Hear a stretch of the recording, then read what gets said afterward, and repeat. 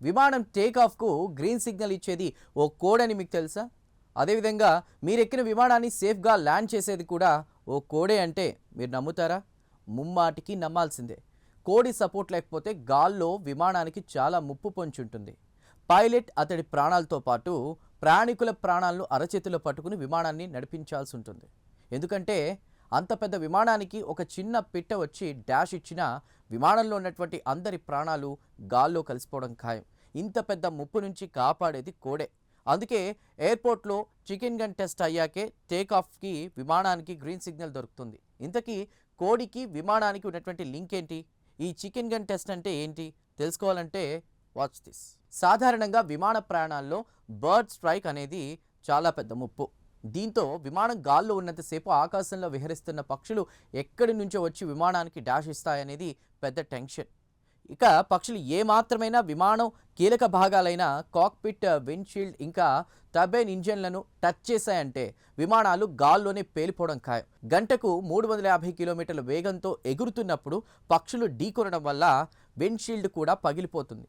ఒక పక్షి ఇంజిన్లోకి ప్రవేశిస్తే అది బ్లేడ్లను దెబ్బతీస్తుంది, మంటలు కలిగించవచ్చు లేదా ఇంజన్ను ఆపివేయవచ్చు. దీనివల్ల క్రాష్ అయ్యి ప్రాణ నష్టం సంభవించవచ్చు. మరి దీని నుంచి ఏ విధంగా బయటపడాలనేది ఆ క్రమంలో శాస్త్రవేత్తలు కనిపెట్టిందే ఈ చికెన్ గన్ టెస్ట్.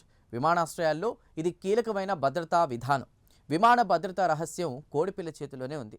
కోడిపిల్లే ప్రయాణికుల ప్రాణాలను కాపాడుతుంది. అయితే చికెన్ గన్ టెస్ట్ అనేది ఓ విచిత్రమైన పరీక్ష అయినప్పటికీ దీని ద్వారానే గాల్లో విమానాలు పక్షుల బారి నుంచి తప్పించుకోగలుగుతున్నాయి. విమానం టేకాఫ్కి సిద్ధం కావడం కంటే ముందు ఈ చికెన్ గన్ టెస్ట్ను తప్పకుండా నిర్వహిస్తారు.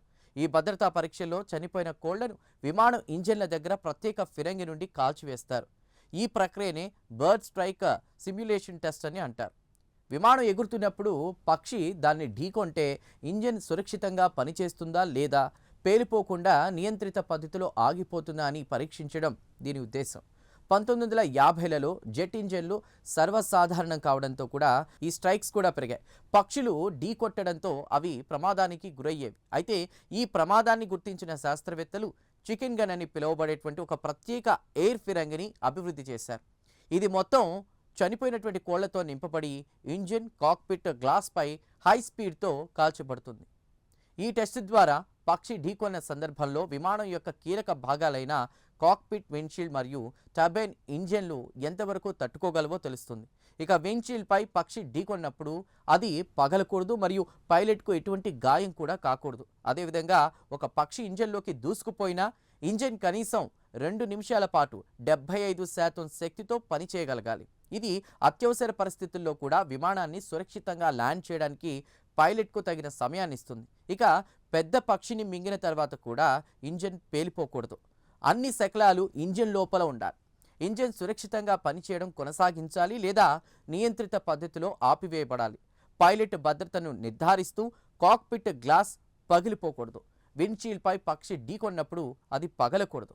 పైలట్కు ఎటువంటి గాయము కాకూడదు. అయితే చికెన్ గన్ టెస్ట్ ద్వారా ఈ షరతులన్నీ నెరవేరకపోతే ఏ ఇంజన్ కూడా విమాన ప్రయాణానికి సిద్ధంగా ఉండదు. ఇక మన దేశంలో విమానాలకు పక్షులు ఢీకొనే ముప్పు రోజు రోజుకి పెరుగుతుంది. ఎందుకంటే విమానాశ్రయాల చుట్టూ చెత్త, నిర్మాణాలు, పట్టణ విస్తరణ పెరిగింది.